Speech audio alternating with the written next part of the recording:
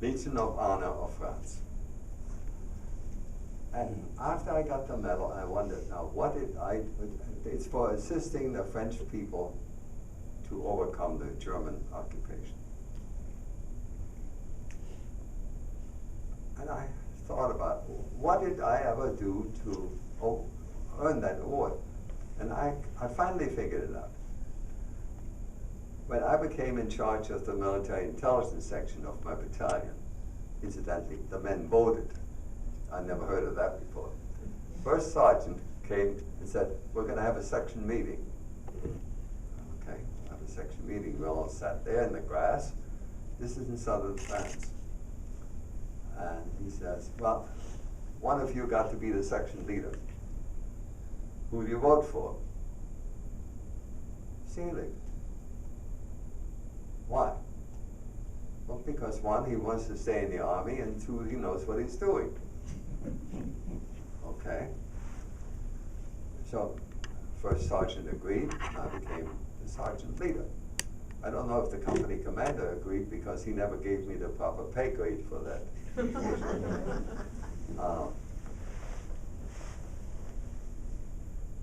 The thing I did, in intelligence section, I see 6 people, a sergeant and 5 men. And the 5 men are all scouts and observers. And I figured we don't need 5 trained scouts and observers. What we need is 5 bright people who can go on patrol, who can go on an observation post and report the truthful items, what they see. But we also need to be able to communicate with the people in whose country we are. So, I got 2 French linguists, I got 2 German linguists, 1 Polish linguist. And it worked like a charm. So we were able to talk with the people in the French resistance, we were able to talk to the prisoners of war, and we were able to talk to the what's now known as slave laborers that the Germans brought into France in Polish. So it was a tremendously effective system. And they all had brains, and they were all honest, I'm happy to say. And we were very effective. I think my battalion had less losses than the other 2 battalions, because we always knew what the enemy were going to do.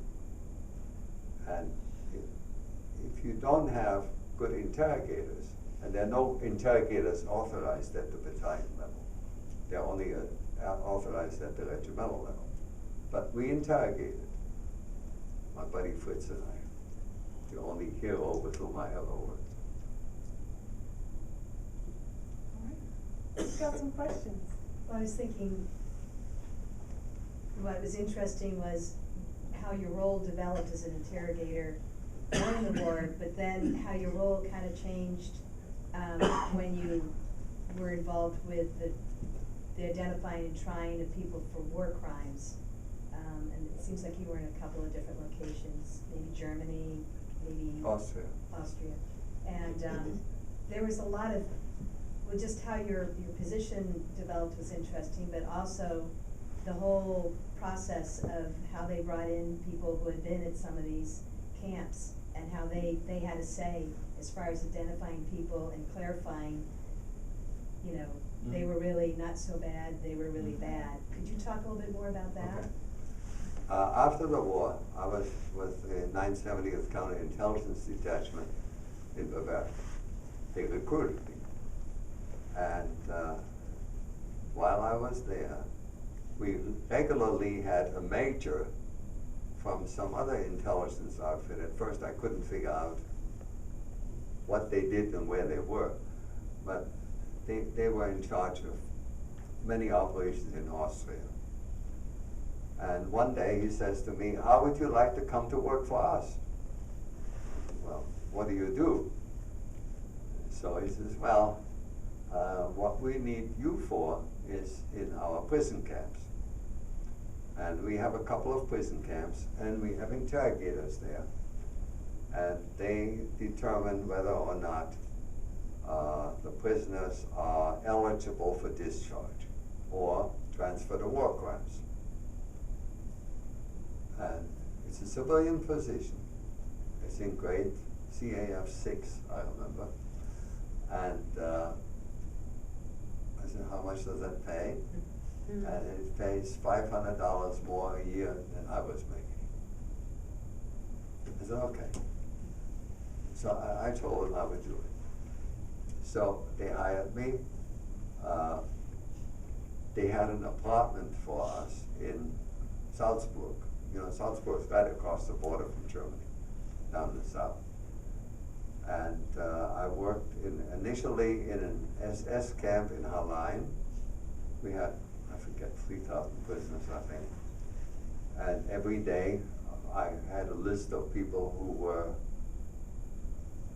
calendar-wise eligible for discharge, but they have to be approved so that they're not wanted for war crimes. And I had a book published by the Supreme Command of the SS that lists all the officers and where they were assigned. And at one time, so if they're only assigned to a combat unit, then they're eligible for discharge. Now, that means doesn't mean he didn't commit any crimes, but it's because some of the combat units did commit crimes. But that you can't tell from the book, and that's all the resources I had. One day, a physician was up for discharge, and I happened to like that physician because my secretary, who was a lieutenant in the SS, I had a stomach ache one day, and I said, I need to go to see a doctor. But if I have to go to the American hospital, I'll be gone for 4 hours. And it's very bad. It interferes with your calendar because you have to process so many people a day. And he said, well, Dr. So-and-so is very good and he's very conscientious. So anyhow, he brought him in to me and he told me, stop drinking that lousy wine and drink better wine and you'll be okay. So, I mean, he was really down to earth. Anyhow, he came up for discharge. He filled out the papers, and I compared it to the book, and it shows that he was assigned to Dachau. And, you know, Dachau is a concentration camp. And so I said, look, doctor, I've gone through your comments twice, and there's something missing. What do you mean missing? But one of your assignments isn't on there. I listed every place to which I was assigned. Now, in the military, there's terminology. You're assigned or you're attached. And if you're attached, you're there for 2 weeks, and then you go back to your parent unit. I told him what he missed, that he was in Dachau. He said, oh, sure I was in Dachau. I was there from such and such a date to such and such a date, but I was not assigned. The doctor who was assigned to Dachau was on some sort of a leave. So they sent me there to replace him. I said, well, I have to send you for the lineup. So we shipped him to Dachau, and there they go across the stage. And people from the various concentration, when I say people, the people who used to be inmates of concentration camps are sitting in this theater. And when you come up in the middle of the stage, they say, well, that's the guy who did such and such to so-and-so on such and such a date, boom, boom. Anyhow, he came up, and some woman gets up and says, yes, he was with us, but unfortunately for a very short time, and he caused the sick people to get an increase in bread ration. And of course, that's a wonderful thing. Sure. So the captain who ran the lineup wrote a letter to us, not to me personally, recommending immediate discharge so he can go practice in civilian life. So when I got the letter, which was about 3 days after we sent him, he was back in 4 days after we sent him. And so we processed him for discharge. But I think it was a real good idea that for the lineup, you really have people from all the concentration camps present. Because if you're at Sobibor, then you know what happened in Sobibor, but you don't know what happened in Auschwitz. And if you were at Auschwitz, you don't know what happened in Bergen-Belsen. And the Germans had a lot of camps. So what the American administration tried to do, in the War Crimes Administration, is get people from all these camps to go there and speak their piece.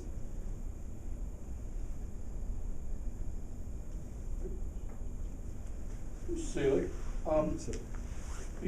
we're talking there as being at the end of the war, but when you were in combat, weren't you, I mean, I know everyone's afraid of being wounded, killed, or captured, but you being formerly a citizen of Germany and being Jewish, were you a little bit more afraid of being captured, or? I was absolutely opposed to getting captured. I have 2 times. One, when my sergeant, this is early on Anzio Beachhead, when I didn't know anything about what we were supposed to do in intelligence. My sergeant was at the African Theater Intelligence School. And the day he came back from school, with all that knowledge that he acquired in those 6 weeks there, I said, Sergeant, I'd like to learn something about what you have learned.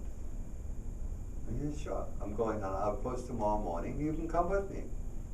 So I went with him, and he said, okay, I'll go to sleep. It was dark by the time we finally got there. And the outpost was in a house. There were lots of other forward observers there. And in the morning when it was dawn, I woke up, I looked outside, and I see a German platoon coming in our direction. So I said, Sergeant, the Germans are coming. He said, so? The rifle company down below will take care of it. I said, yeah, but there's a squad over there behind these woods from that company. They can't see you. So what are they? I said, okay, go over and get them and bring them over here. So I put on my boots and I go over there and I bring that squad back. Well, by the time we crossed the road, that road, incidentally, on Anzio Beachhead, they had water problems. And the roads were very curved, and then there was about 6 feet down, then for the ditches. I don't know if I'm making any sense. You understand what I'm saying? Okay. And we got into those ditches, and then we all stopped, and we looked, and the Germans were coming closer. And I figured they were about 300 yards. So, but there was nobody shooting. So I said to the sergeant, get one man up at a time, and make sure they aim at one guy and knock him off. No more than 3 rounds. So he tells one of the guys to get up, and the guy gets up and goes, "Burp!" That's useless. Tell another guy, but tell him to aim. So the guy goes, "Boop, boop." He didn't aim. I said, no. So I said, look, watch me. I'm not a good shot, but I can tell you that. I didn't tell him. I aimed very carefully, and the platoon leader goes down. So I must have hit him. He didn't go down just because somebody was shooting something. So I said, Sergeant, let's quit this. I'm going to take you in. So I moved that squad around by that forward observation post, that house, and I hollered, everybody, I mean, here I am, a PFC. I don't know if I was a PFC already. Yes, I was. I was already a PFC. Everybody outside and shoot. My sergeant comes outside and he says, the rifle company commander surrendered and we're not going to shoot. Well, he's not my boss. He didn't surrender me. He said, I'm going in to talk to the major, you know, my battalion commander. He's my boss. So I took that squad, and then a lieutenant from that company joined us. He asked me, may I come with you? I said, sure. We came into the battalion together. Little guy, Ward.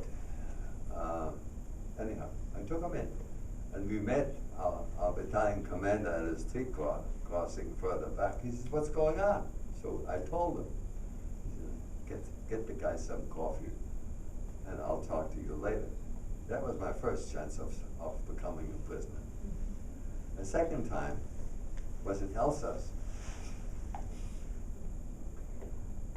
The Regimental commander decided that all battalions would bring the command team to some place for a meeting.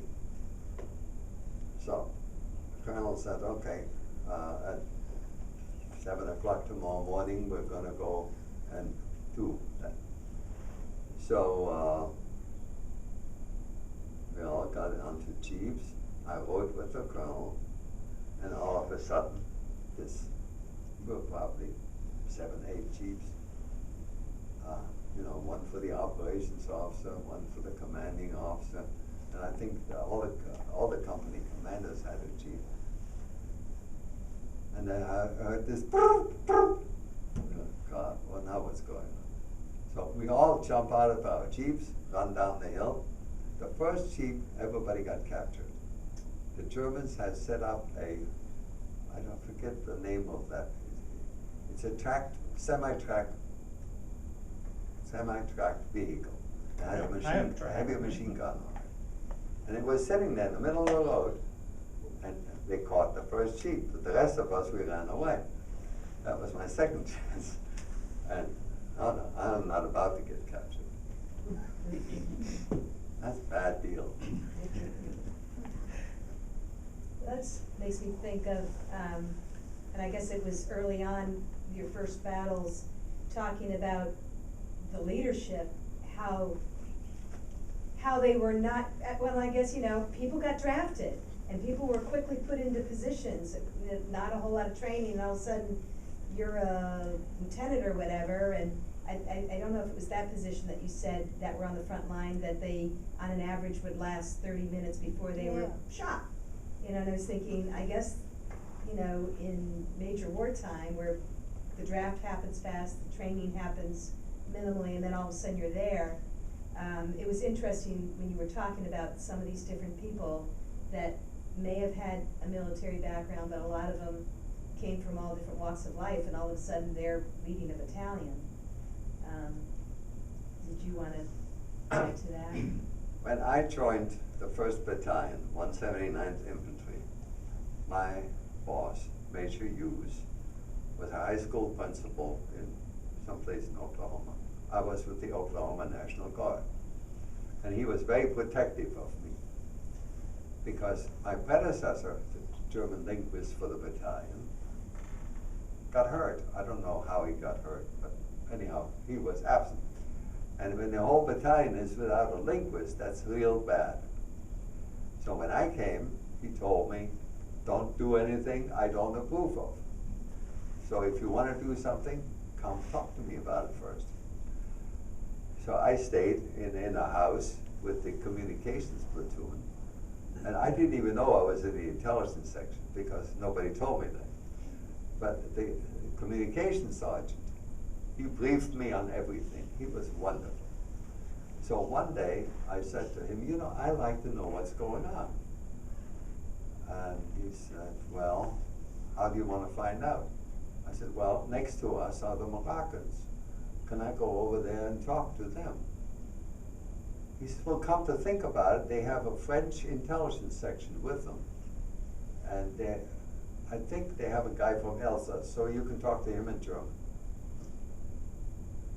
I said, okay, is it okay for me to go there? I mean, the house was maybe 25 yards from where we were, on the road. So I went over there and I found this corporal who spoke German, and he briefed me on what's going on. And then I went to see the major, and I said, well, I understand the situation is such and such. And he said, yes. He didn't ask me how come I knew. I said, well, I like to go on a patrol to see for myself. You want to go on patrol? Okay, okay. I'll arrange for you to go with B Company. So, a day or two later, he said, okay, you can go on patrol tonight with B Company.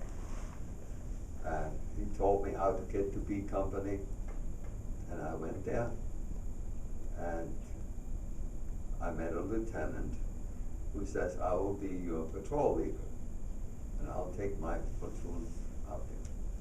Now, do you want them to put black in their faces? And I thought, oh my God. Yes, of course. I'm sorry, I forgot to tell you. And anyhow, he got the platoon ready, and we went up the hill. This is Monte Cassino. Now, those of you who know the history, that was a tough time, a tough situation. And we went up the hill, and after we get this up a certain level, I said, well, let's stop the patrol. Let me have a guy with a VAR and a guy with a rifle, and I'll go up there and see if I can get one of the people to surrender. And the lieutenant discussed that with the sergeant, and the sergeant said it's too dangerous. The lieutenant said, well, no, you can't do that. It's too dangerous. You'll endanger the whole patrol. So, okay. So then we circled back, and we went down at a tree line. And I heard 2 or 3 Germans talking. And they were going up the tree line on the other. The tree line was about 3 trees deep. And they were going up back to their outfit. So I said, get the patrol down and cover me. I'm going to go forward and talk these guys into surrendering. No. If somebody shoots, then the Germans will start shooting, and then we'll all get hurt. And no, we're not going to do that. So we waited till the Germans kept going further up, and we were ready to go further down. And the lieutenant then tells me that we're going to go in. And we're going to report that there are no Germans on the hill. I said, well, that's not true. But that's what I'm reporting, the lieutenant says. And we're going in and have a hot chocolate. Okay? So we went in. The platoon stayed where they were before. It was sort of a barracks type situation. And I went in and told Major Hughes that there are Germans on the hill. They're well dug in. And that's it. There are Germans on the hill. And he said, okay, go to sleep. And hi, Fred. And when I got up in the morning, I looked outside. I see all these ambulances. They're not from our division. They're Corps ambulances. Now, when Corps sends, Corps is a higher level command. When they send ambulances, that means all the lower command's ambulances are already used up. They're sort of reserved. And I asked the communications sergeant, what's going on? He says, well, the Moroccans attacked this morning, and you know they attack with knives, not shoot first. And they're getting butchered. So they need all these ambulances to haul these Moroccan wounded out.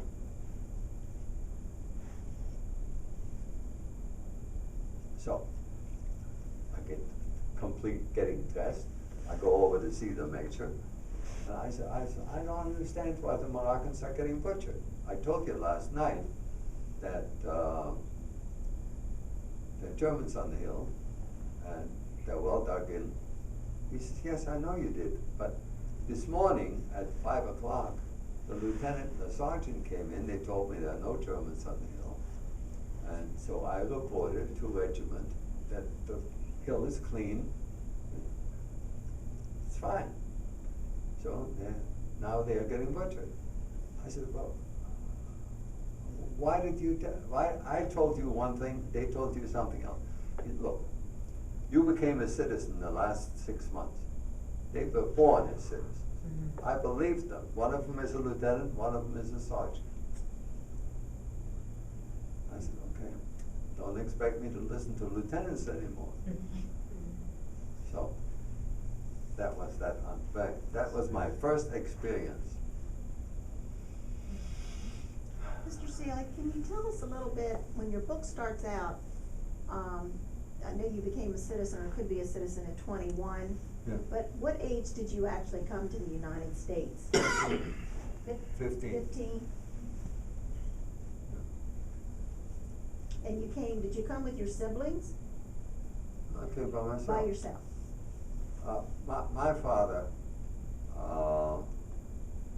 he owned a wholesale textile business, you know, bolts of clothes, and our customers were little merchants in the countryside. They may have a grocery store and they sell cloth and underwear on the side. So some guy comes in and says, look, my son is getting married and he needs to have a suit made. So can you get me the cloth? And so will make the suit. Sure. So they'll order 3 meters or whatever of cloth, and then somebody in some tailor will make the suit, and some lady will make the dress, and Dad sold it to these little merchants, and we had a salesman out all the time.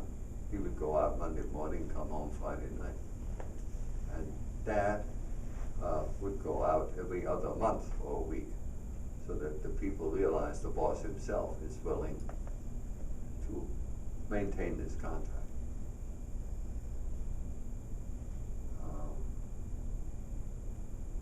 I don't know. Did I answer your question? Oh, thank you. But you stayed with Oh. with family when you came over here? Like, did somebody have to sponsor you? Yes. Uncle Moses in San Francisco sponsored me. And what nobody told me is that American law requires that you are in the vicinity of your sponsor in case you need any help.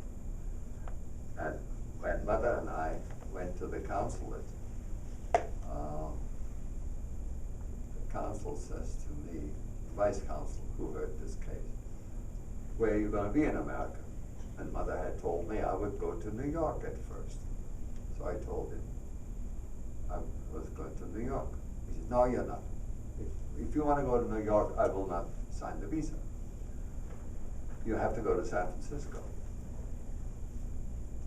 And that's where your Uncle Moses lives, and that's where you're going to live. Will you promise me to do that? I said, yes, sir. So I went to America in accordance with my father's instruction. I stayed in New York for 2 semesters. And then I didn't like New York anymore, and then I said, no, I promised the vice consul I would go to San Francisco. Now I'm going to pack my suitcase and go to San Francisco. So American Express took my trunks. I have big steamer trunks. And they shipped them, and I went on a Greyhound bus. And that's how I got to San Francisco, and then I finished high school there. But my brothers stayed with the family in Mannheim until I left in 37, then left in 39 on the Kindertransport.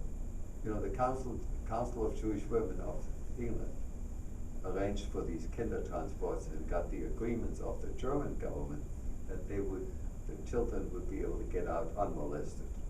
And the Germans kept their word. And so my brothers, then I had two brothers. Alfred is 2 years younger than I, and Charlie was 8 years younger than I. And they stayed home till Kindertransport. And then in 1940, the governor of Baden, that's the state of Baden, decided that it would be no more Jews living in Baden. So he sent them all to a camp in southern France, where they were detained. And they were there for until 1943, I think. And then they were shipped to Auschwitz to be annihilated. But your brothers went to England? My Your brothers brothers went to England? And did they stay there? Until after the war. I visited them in 45. And Alfred was working in a laundry, and Charlie was still going to school. And they came to the States in 46. My uncle Rudolph, one of my father's brothers, gave them an affidavit.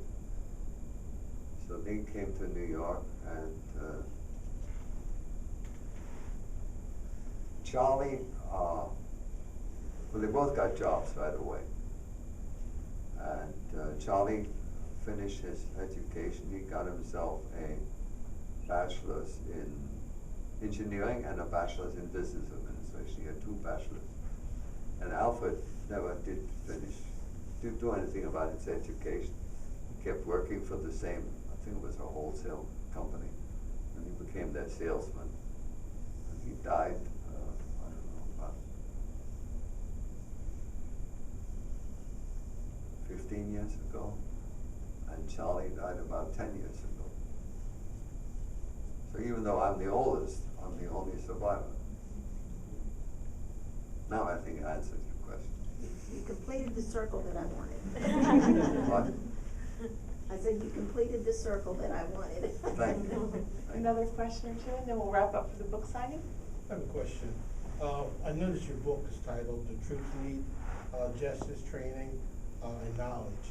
And I noticed as I read through there, it seemed like in the early stages that you were always aggressive into kind of act in roles above your level. So how did you, my question really is, how did you come up with the title for your book? With the title? The title, how did you choose this as your title? Well, because when you first get hired, they expect you to have a certain body of knowledge. And the first job I had was in New York during a summer vacation. I lasted a whole week. And he fired me because I didn't understand the business. The business was he bought leather remnants from people who make belts and whatever you make out of leather. And then he bought the remnants, and he came with big bags of leather back to the shop. It was on the roof someplace, downtown, way downtown in New York. And I had to sort the leather. Now, you probably know the difference between cowhide and Pigskin. what? Pigskin. Pigskin? Snakeskin. No, that Snake skin. snakeskin. Yeah, that to me is a gross difference, and I could do that. But if you tell me between cowhide and pig hide, I don't know the difference. And there are 25 different kinds or whatever of leather, and I don't know. And in 1 week, I did not learn. So he fired me. That was the first time I got fired. The second time I got fired was in the Army on Anzio Beachhead.